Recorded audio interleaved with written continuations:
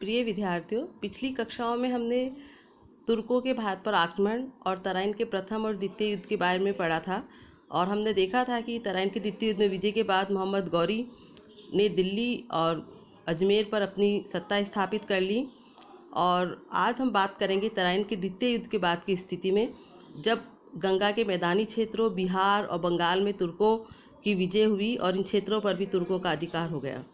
जैसा कि हम जानते हैं कि तराइन के द्वितीय युद्ध के बाद 1192 और 1206 के बीच तुर्क शासन गंगा, यमुना, दोआब और आसपास के इलाकों में स्थापित हो गया। बिहार और बंगाल भी जीत लिए गए। दोआब में स्थिति को मजबूत करने के लिए तुर्कों को पहले कन्नौज के शक्तिशाली शासक जयचंद को हराना जरूरी था। तराइन के बाद मुइजुद्दीन अपने भरोसे के गुलामों के हाथों में भारत की बागडोर देकर वापस गजनी लौट गया था। इन सरदारों में कुतुबुद्दीन ऐबक प्रमुख था। कुतुबुद्दीन ऐबक ने मोहम्मद गौरी के जाने के बाद 1193-94 ईस्वी के बीच में मेरठ, बरन यानी बुलंदशहर और कोइल यानी अलीगढ़ पर अधिकार करके कन्नौज के गढ़वाल राज्य पर भावी आक्रमण की नींव रख दी। दिल्ली के तोमर शासक पर भी विद्रोहात्मक गतिविधियों में भाग लेने का आरोप लगाया गया और 1193 ईस्वी में दिल्ली पर भी तुर्कों ने अधिकार कर लिया। इसके बाद ये भूमिका तैयार हो गई कि चंदावर पर आक्रमण किया जा सकता था।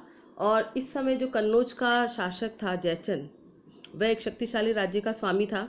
अतः पृथ्वीराज की हार के बाद वे तुर्की आक्रमण का निशाना बना, क्योंकि उत्तरी भारत के मुस्लिम राज्य को सुरक्षित रखने के लिए कन्नौज के शक्तिशाली राज्य को पराजित करना जरूरी था। अतः 1194 ईस्वी में मोहम्मद गौरी वापस भारत लौटा। लगभग 50,000 सवारों के साथ उसने यमुना को पार करके कन्नौज की ओर वह बढ़ा। कन्नौज के पास चंदावर में मोहम्मद गौरी और जयचंद के बीच एक भयानक लड़ाई हुई। कहा जाता है कि जयचंद लगभग युद्ध जीत चुका था, लेकिन उसकी आंख में तीर लगने से वह हाथी से गिर गया, जिसके परिणाम स्वरूप उसकी मृत्यु हो गई। और इसका फल ये निकला कि गढ़वाल सेना अपनी राजा की अनुपस्थिति में अस्त व्यस्त हो गई, उसमें भगदड़ मच गई और वह रणभूमि से भाग गई। फलस्वरूप विजय गौरी के हाथ में लगी। इस प्रकार हम देखते हैं कि कन्नौज पर भी तुर्कों का अधिकार हो गया।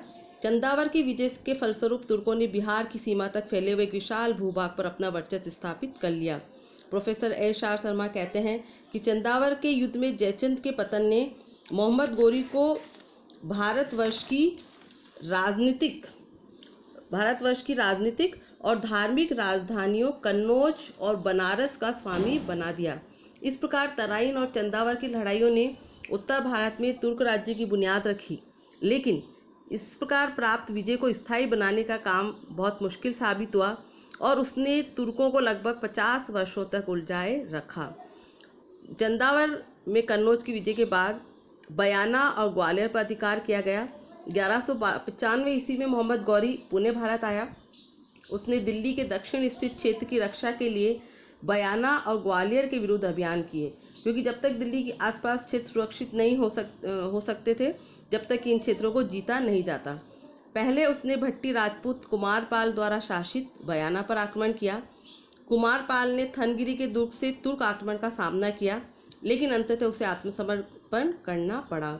थनगिरी और विजय मंदिर गढ़ पर मोहम्मद गौरी ने अधिकार कर लिया और बाहुद्दीन तुगरील को वहां का प्रशासक नियुक्त किया गया। इसके बाद गौरी ने ग्वालियर का घेरा डाला।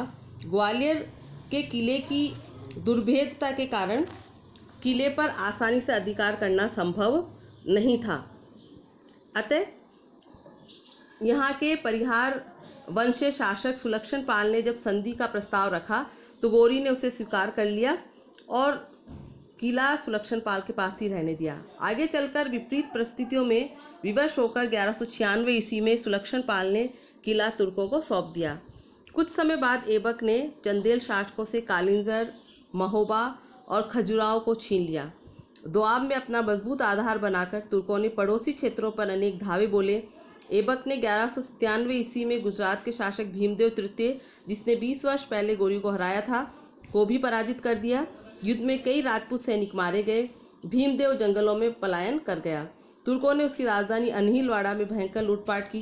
1202 ईस्वी में ऐबक ने कालिंजर का किला भी जीत लिया। इसके बाद बिहार विजय का नंबर आया और तुर्क सेनापति बख्तियार खिलजी ने 1197 ईस्वी में चुनार एवं कर्मनासा के बीच के प्रदेश पर अधिकार कर लिया। उसने 1202-3 ईस्वी में 200 योद्धाओं के साथ बिहार की राजधानी आनंदपुरी पर आक्रमण किया। वहां का राजा इंद्रवर्मन उसका सामना किए बगैर भाग गया, जिससे बख्तियार की विजय हुई। इसके बाद बंगाल विजय की गई, जो कि 1204-5 ईस्वी में की गई। बंगाल पर सेन वंश से नरेश लक्ष्मण सेन का शासन था। बख्तियार ने सौदागरों के वेश में कुछ कुशल घुड़सवारों के साथ अचानक लक्ष्मण सेन के महल पर आक्रमण कर दिया, जिससे लक्ष्मण सेन जैसा प्रसिद्ध योद्धा भी घबराकर उसका सामना किए बगैर मैदान से भाग छूटा। बख्तियार का बंगाल पर भी अधिकार हो गया। 1206 ईस्वी में एक सैनिक अली मर्दान ने बख्तियार की हत्या कर दी और स्वयं बंगाल का राजा बन बैठा। इसके बाद हम देखेंगे खोखरों का विद्रोह, जो कि 1205 ईस्वी में हुआ था। और 1203 ईस्वी में मोहम्मद गौरी की ख्वारिज्म के शासक के हाथों अंधखुर्द नामक स्थान पर विनाशकारी पराजय हुई। इसी का फायदा उठाकर पंजाब के खोखर जाति के लोगों ने विद्रोह कर दिया। उन्होंने लाहौर पर अधिकार करने का प्रयास किया और लाहौर और गजनी के मध्य का मार्ग अवरुद्ध कर दिया। अतः 1205 ईस्वी में खोखरों को दबाने के लिए पुणे मोहम्मद गौरी भारत आया और ऐबक भी उसकी सहायता के लिए पंजाब पहुंच गया।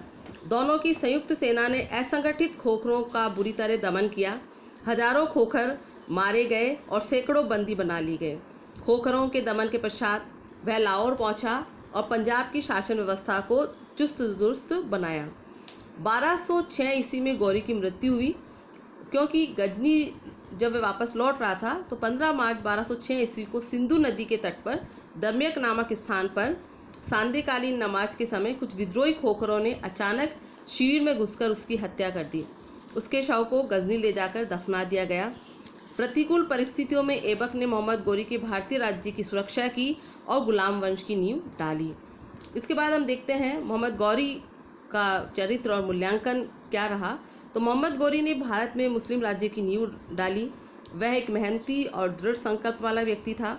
विपरीत परिस्थितियों में भी वह हिम्मत नहीं हारता था। प्रोफेसर हबीबुल्लाह ने इस संबंध में लिखा है कि मुगल साम्राज्य के संस्थापक की भांति उसका सर्वश्रेष्ठ गुण उसका दृढ़ संकल्प था, जिसके साथ वह अपने उद्देश्य की प्राप्ति में जुट जाता था और किसी पराजय को अंतिम नहीं मानता था। वह राजनीतिक दांवपेच एवं कूटनीति में कुशल था। योग्य व्यक्तियों की तलाश कर उनसे कार्य लेने की क्षमता उसमें थी।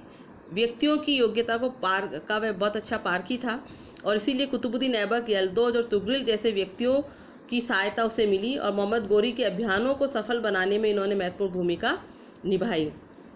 जहाँ तक एक सेनानायक की दृष्टि से हम बात करें तो एक अच्छा सेनानायक था और अपने समकालीन शासकों से उत्कृष्ट था, किंतु दृढ़ता, धैर्य व सामरिक नीति निर्माण में उसका किसी से कोई मुकाबला नहीं था।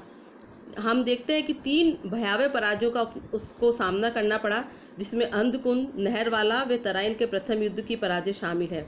इस सब पराजयों के बावजूद भी उद्देश्य के प्रति पूर्ण समर्पण उसकी दृढ़ता का परिचायक है। वह अपने पराजय के कारणों का निष्पक्ष भाव से विश्लेषण करता था और परिस्थितियों के अंतर्गत नीतियों में परिवर्तन करना उसकी विशेषता थी।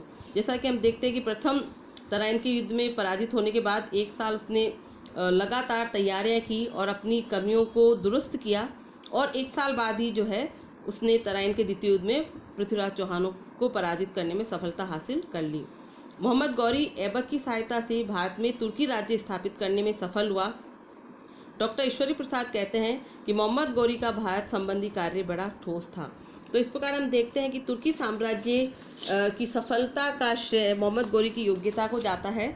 और इसके बाद हम ये देखेंगे कि आपके सामने एक नक्शा है जिसमें भारत 1200 ईस्वी के लगभग की स्थिति इसमें दर्शाई गई है और साथ ही वर्तमान अंतर्राष्ट्रीय सीमा भी दर्शाई गई है।